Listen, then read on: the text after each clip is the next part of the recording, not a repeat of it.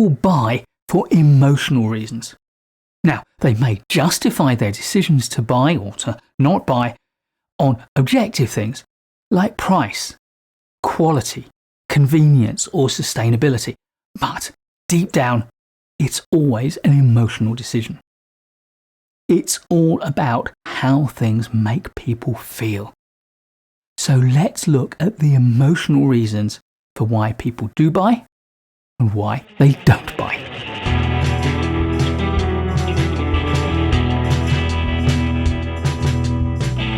First, let's look at the emotional reasons why people want to buy, either for themselves or for their employer.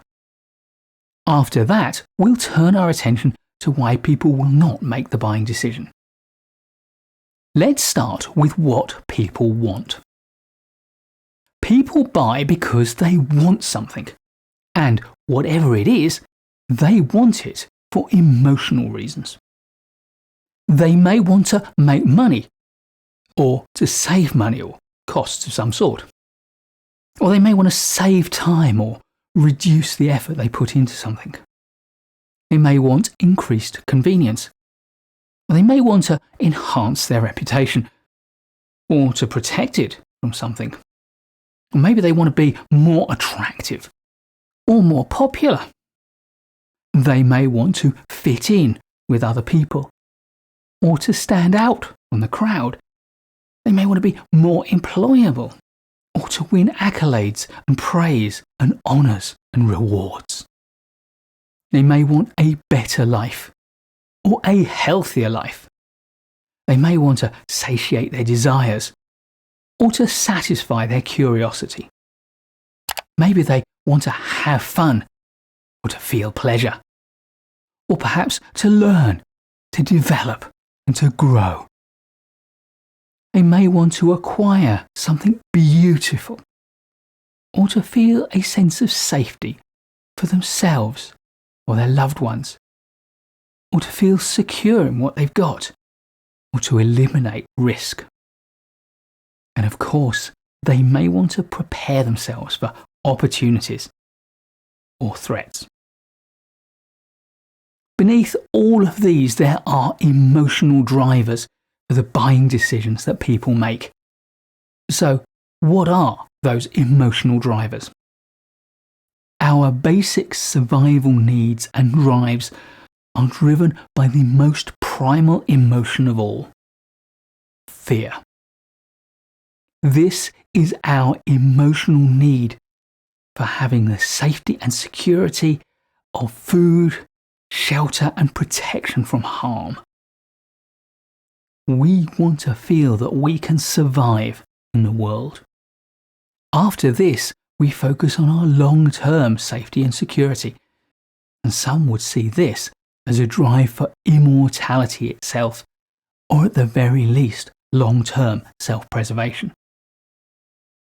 This, of course, accounts for the massive desire for health products and fitness products, and even beauty products that make us look like we're young. After all, once we do feel safe, we want to be confident that we will continue to survive in the world. Next is our need to feel rooted. Firstly, there's the sense that we come from somewhere and we know where we come from. And secondly, that we belong somewhere and we know where we belong in the world. This is all about our emotional need for a home and for a family. And this doesn't have to be the traditional models of a home and a family or whatever your culture prescribes. No, this is something that to the individual satisfies those needs, those desires, those primal emotions. Once we know where we belong, we also have a deep desire for a sense of our personal standing in our community. This gives us a reassurance of our worth, and we do it initially by imitating others around us, particularly those to whom we look up. We want to feel a sense of prestige, we want to build our place in the world, and we want to build that place up. And next, we want to enhance our social standing in our world. Our primal need for power, for influence, can drive our rivalry with the people around us. This is about wanting to feel just a little bit better than others. Our rivalry with neighbours, with competitors, even with our colleagues and our friends, is driven by wanting a bigger and better place in the world. But deep down, we also have a personal desire for emotional standing. We want the people around us to value us, to respect us, and to love us. We want to feel that we have a place in other people's worlds. And, in particular, we want to feel like we have a place in somebody special's world. Next is a need to contribute to that world, which gives us a sense of purpose, a sense of needing to do something for a big reason. This is what drives our desire for learning and creativity and innovation. We want to serve our sense of curiosity, and we also want to feel that we can improve ourselves and improve our world.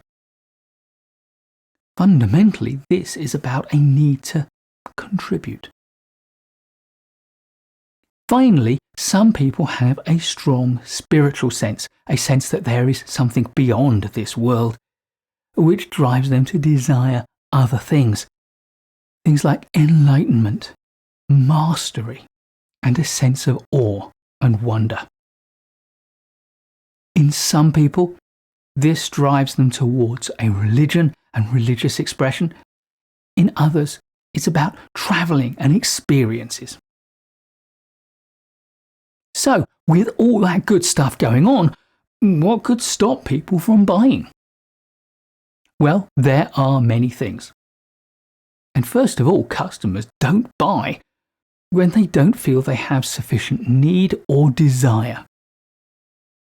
If, for your potential customer, this is a discretionary purchase, then they won't buy if you haven't made the value proposition strong and powerful enough for them to consider that they have to buy.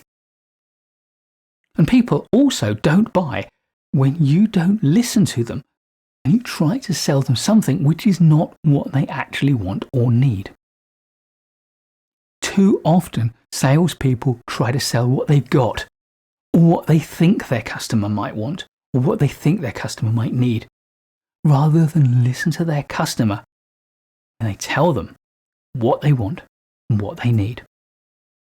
And you know what? If you can't supply that, then don't try to make the sale. People also don't buy when you fail to make for them the connection between the problem that they have or the desire that they have and the solution, the product, the service that you're offering. If they can't see that connection, then they're not going to have the desire to buy. And of course, they also won't buy if they don't believe strongly enough that that connection means that your solution, your product, your service will actually satisfy their need. If they don't think that you've listened carefully enough, if they don't think your solution is well enough designed, then of course they won't buy it. They will keep looking for a better solution.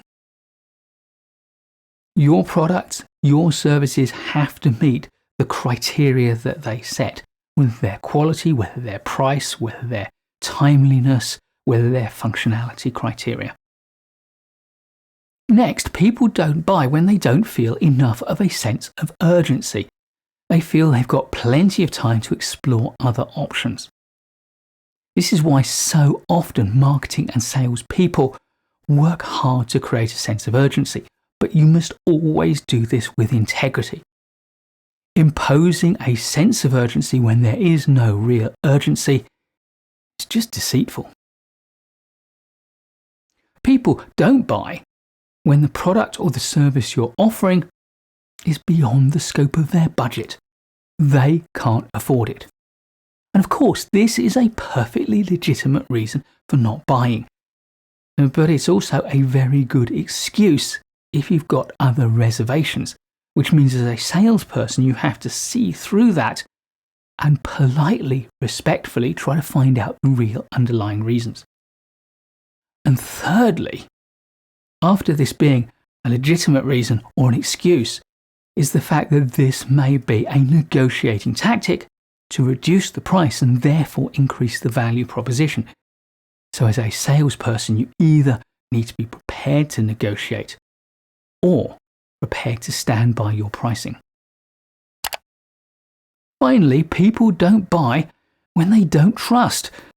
When they don't trust you, when they don't trust your product or service, or when they don't trust your organization. If there isn't trust, then they won't feel confident to make a commitment and they won't buy. Which is why building trust is such an important part of the skills of a salesperson. Understanding why people do buy and understanding why people don't buy will help you as a salesperson to better frame your proposition and to handle the objections that you will inevitably get.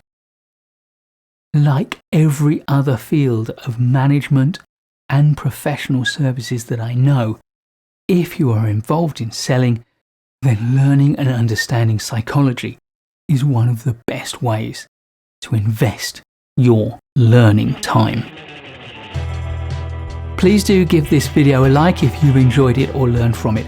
I'll be making loads more great management courses videos for you, so please do subscribe to the channel and hit the notification bell so you don't miss any of them. I look forward to seeing you in the next video, and in the meantime, keep learning.